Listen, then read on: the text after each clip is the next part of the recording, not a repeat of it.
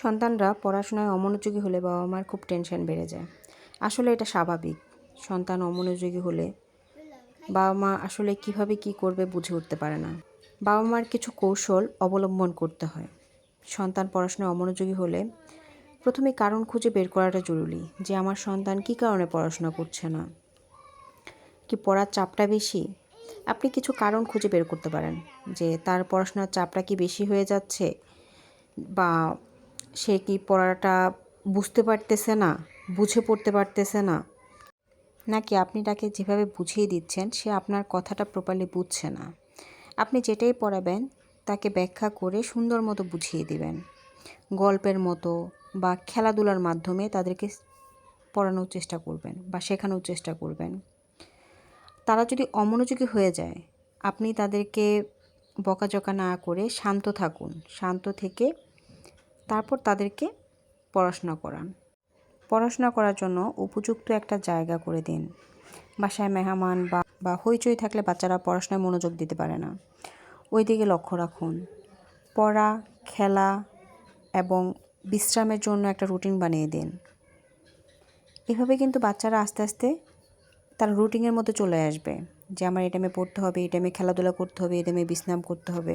ধরেন কোনো একটা পড়া পড়ে আপনাকে দিয়েছে, আপনি তার প্রশংসা করুন, যে ওয়াও অনেক সুন্দর হয়েছে, ভালো হয়েছে, আবার করো। আঁকা কী করতেছে, তো আপনি সেটার প্রশংসা করুন। প্রশংসা করলে কিন্তু বাচ্চারা উৎসাহ পায়, তাদের উৎসাহ বাড়ে।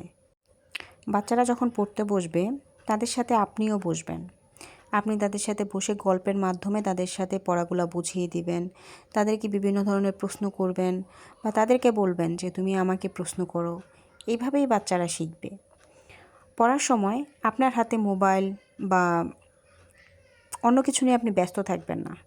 একদম টোটালি ফ্রি হ্যান্ডে আপনি ওদের সাথে যাবেন, ওদের সাথে খেলা করবেন, পড়াবেন।